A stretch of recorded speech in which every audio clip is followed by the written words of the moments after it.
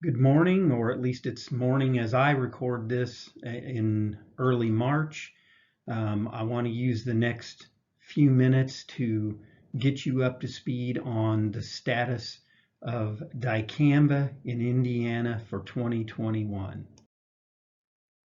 With this slide, I just hope to point out, sort of help our memories. These new over-the-top products came into the marketplace in 2017. They were and are needed to control some resistant weeds that are out there, but with them we had some unexpected effects, including some off-target movement, which caused our complaints to spike regarding dicamba. Before 2017, we might only get 3 to 5 complaints per year on dicamba, and you can see in 2017 it was 134, continuing to climb and all the way until 187 in 2019.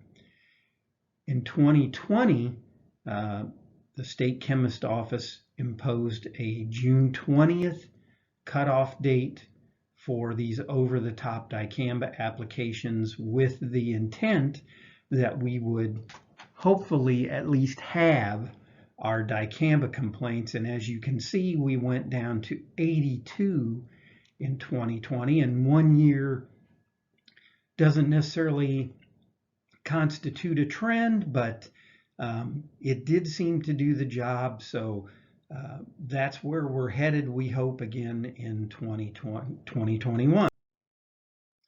What happened with dicamba during 2020? Well, it was an interesting year, certainly for us as regulators. Right, I'll say in the middle to end of the spring summer application season, the Ninth Circuit Court of Appeals issued a ruling that basically vacated the federal registrations for XtendiMax, Ingenia, and Fexapan. Why wasn't Tavium in there? Because it's the other over-the-top product. Well, it's because when these suits were brought, Tavium hadn't received federal registration yet. So that's the only real reason it was left out.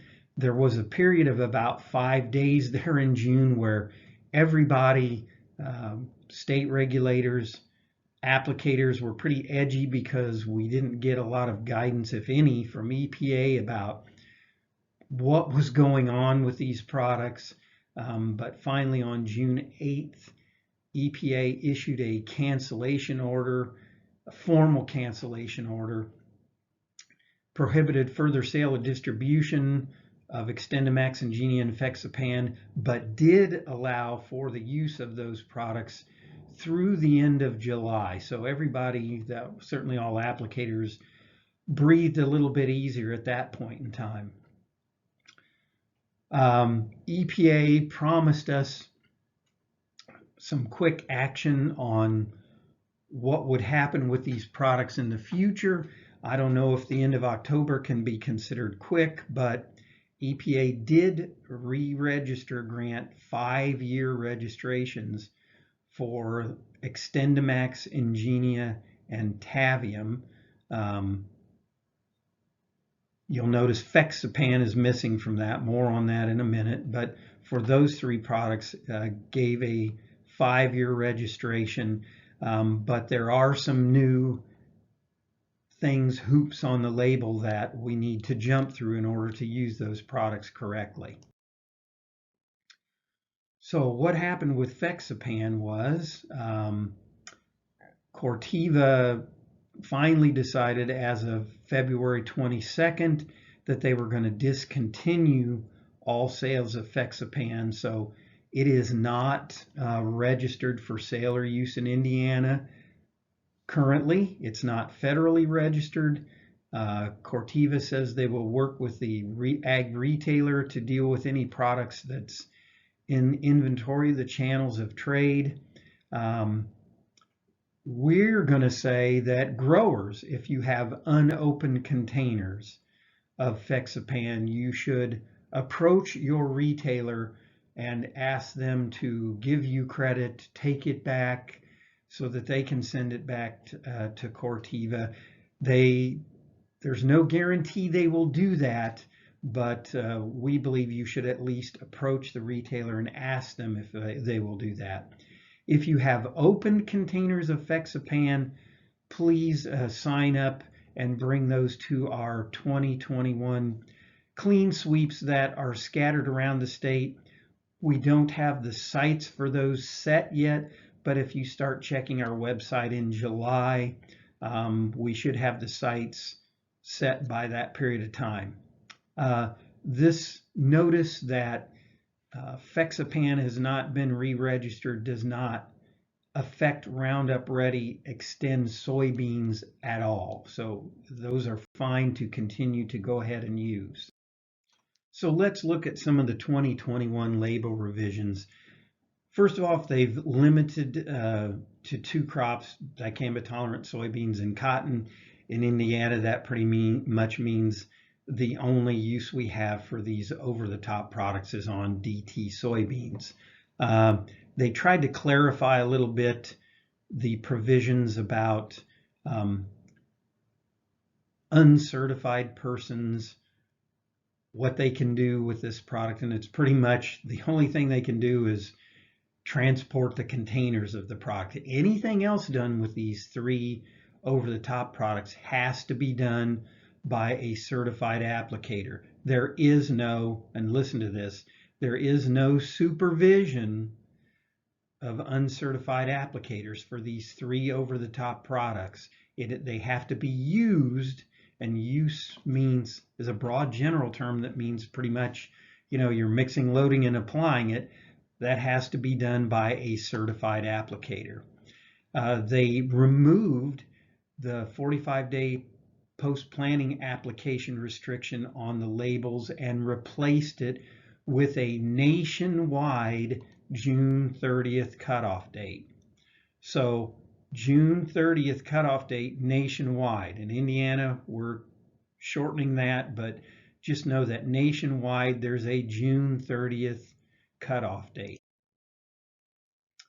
Every tank mix now has to include a buffering agent or a volatility reduction agent. It depends on which label you're looking at.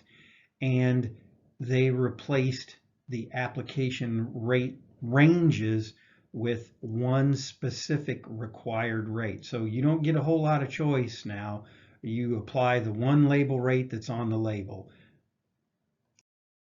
So one of the changes that happened is the older labels, it could say neighboring or adjacent, but they took out neighboring, and so now the labels only refer to adjacent. What does adjacent mean? Because that's important. So the state chemist office, we're going to consider anything adjacent if it's located wholly or in part, so in other words, the edge of the field, within 240 feet of the target field.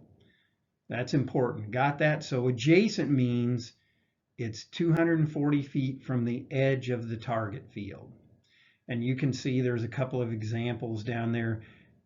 There's slight differences and variations between the labels about how the sensitive areas read, but the important part is they say adjacent downwind, and for the state chemist office, we're going to consider anything within 240 feet of any edge of that target field if it's downwind as being adjacent.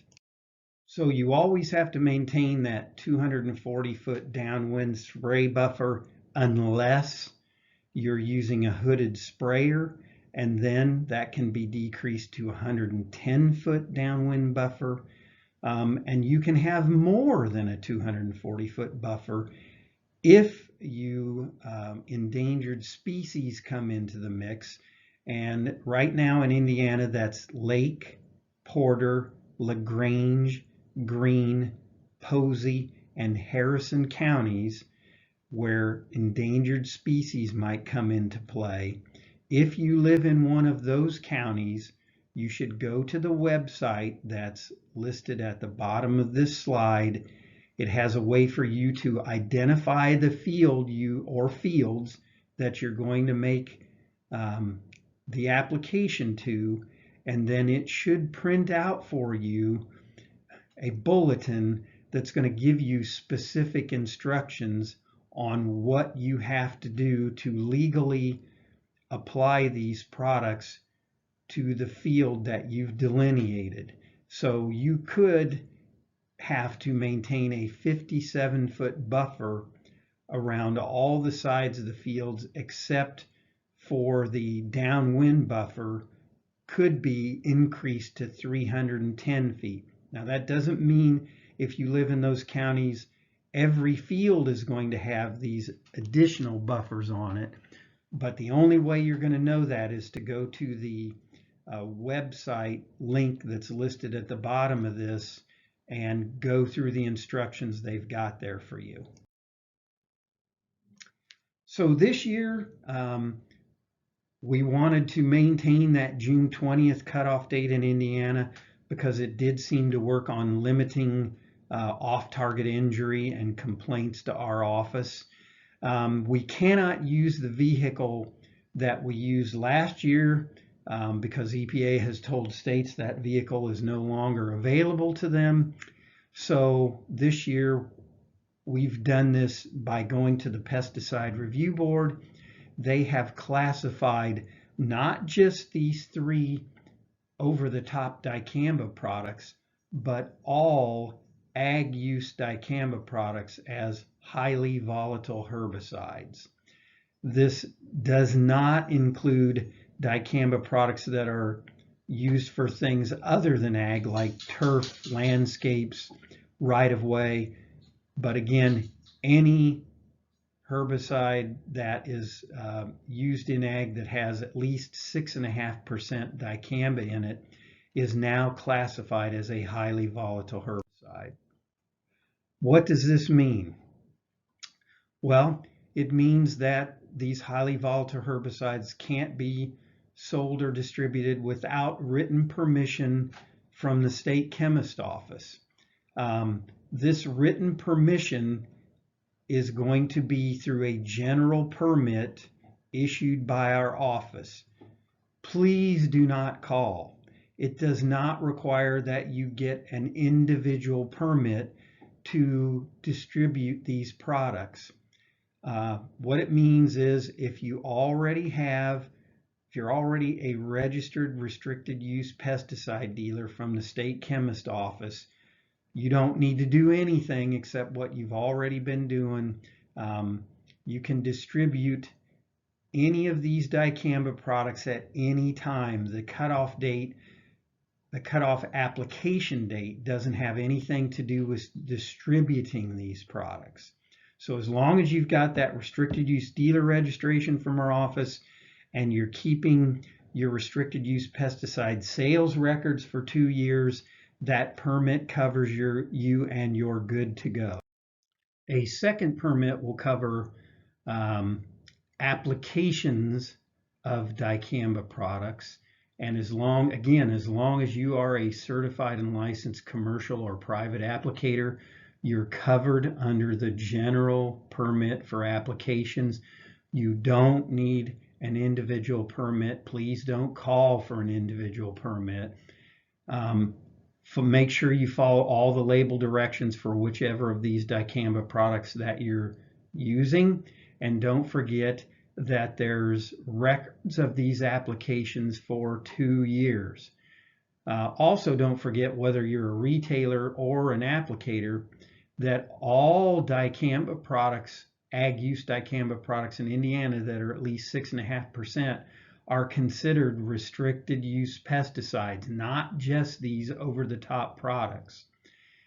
In addition to all that, remember we talked about last year's June 20th cutoff date.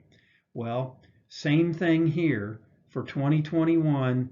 For the period of June 21st through August 31st, you are not going to be able to apply any, not just the over-the-top products, but any of these 6.5% ag use dicamba products. applies, you can see on the slide, applies to all dicamba highly volatile herbicides. And remember, again, we talked about it earlier, that for Ingenia, Tavium, and XtendiMax, there is no supervision. You have to be a certified applicator to mix, load, or apply those products. Any of the other restricted use dicamba products, however, there is supervision allowed for those. So any of those that aren't Ingenia, Tavium, or XtendiMax, and this is label driven, it's because it says this on the labels for Ingenia, Tavium, and XtendiMax, that only certified applicators can use. All the others, though, you can supervise use on any of the other ag use dicamba products. Know that there are resources out there to you. That link that I've got listed on this slide will take you to our dicamba page, and there's 10 to 15 links there, including frequently asked questions and a list of any of the restricted use dicamba products in Indiana. In addition, if you have questions about any of this dicamba new use that's come up, feel free to contact me by either email or phone. And I can see I've run about 1.5 minutes over from what I was hoping for, but I hope that at least answers most of your questions regarding dicamba use in Indiana in 2021. Thank you.